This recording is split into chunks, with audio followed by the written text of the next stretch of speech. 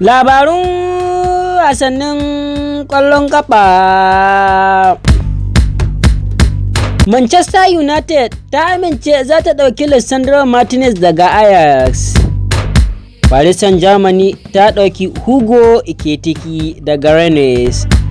Za ku ji cikakken wayannan rahotannin da ma wasu a cikin wannan bidiyo nawa, amma kafin mu karanto muku cikakken wayannan rahoto, kamar da yadda kuka sani, idan yau ne farkon zuwanka wannan tasha tamu ko kuma ka daɗe kana ziyartar wannan tasha tamu amma ka manta baka danna mana alamar subscribe ba, ka danna alamar subscribe sannan ka danna alamar ƙararrawa domin kasancewa da labaran ƙwallon ƙafa da ɗumi-ɗumin su a koda yaushe da zarar mun ɗaura. A kuma danna alamar like sannan a yi sharing wannan bidiyo zuwa ga uwa domin su masu gani. Ga dai cikakken rahotannin.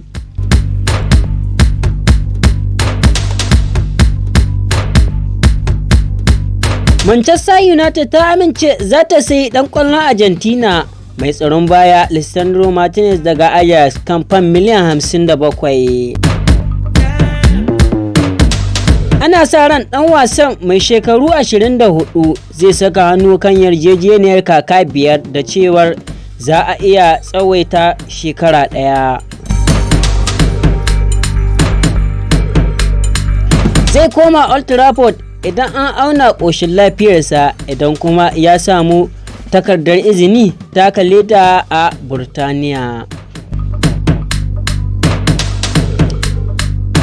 Cinikin Martinez na fam miliyan 57 ya hada hadda wato tsarabe-tsaraben fam miliyan 8.5 da kuma fam miliyan 2.2 da za a biya tsohuwar kungiyar tasa. Ya bugawa Ajax wasa 120 tun bayan da ya koma Netherlands daga Defensa y Justicia ta Argentina kan fam miliyan 6.3 a shekara ta 2019, ya kuma taka leda a wato New Old Boys. Martinez ya yi wa Argentina wasa 7 tun bayan da ya fara yi mata ta maula a Maris ɗin shekara ta 2019. Shi ne na uku da United za ta ɗauka a bana bayan wato tarin Malaysia daga Feyenoord da kuma Christian Eriksen wanda yarjejeniyarsa ya ƙare a Brentford. Ƙungiyar ta Old Trafford ta sanarwa cewa ina cike da murnar sanar da ƙulla yarjejeniya da Ajax. Har yanzu ciniki ya dogara da idan an kammala auna ƙoshin lafiyarsa da cike wasu takardu. Har yanzu mai tsaron bayan yana da kwantaragi da Ajax da zai kare ranar wato 30 ga watan Yuni shekara ta 2025, amma Ajax ta amince za ta sayar da ɗan wasan kan fam miliyan 57 ga ƙungiyar Ingila. Martinez ya taka leda ƙarƙashin Erik ten Hag a Ajax da lashe wato Eredivisie a kungiyar a shekara ta 2021 zuwa shekara ta 2022 da kuma daukar wato Dove Cup a 2021.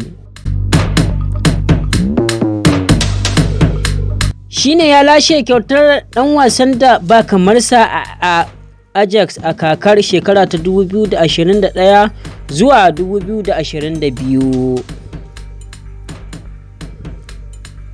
Paris Saint-Germain ta ɗauki Hugo Ekitike daga Rennes.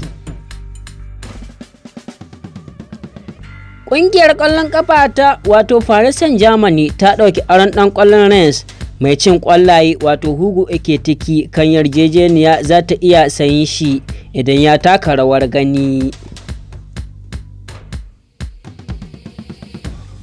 Kamar yadda wato El Irif ta wallafa, PSG ta amince za ta sayi ɗan wasa mai shekara 20 kan fam miliyan 30.6, sai dai wata takaddama tsakanin Ekitike da Rennes ta kawo tsaikon kammala ciniki da ya koma zai buga wasannin aro. Ekitike ya ci kwallaye 11 a kakar da ya fara bugawa Rennes ta maula a karon farko. Newcastle ta yi zawarcin ɗan wasan tawagar Faransa ta 'yan ƙasa da shekaru 20 amma ta kasa cimma yarjejeniya. Ekitike shine na uku da PSG ta ɗauka a bana bayan Vitinha daga Porto da kuma Nuno Mendy daga Sporting Lisbon, dukkansu kan fan miliyan 34.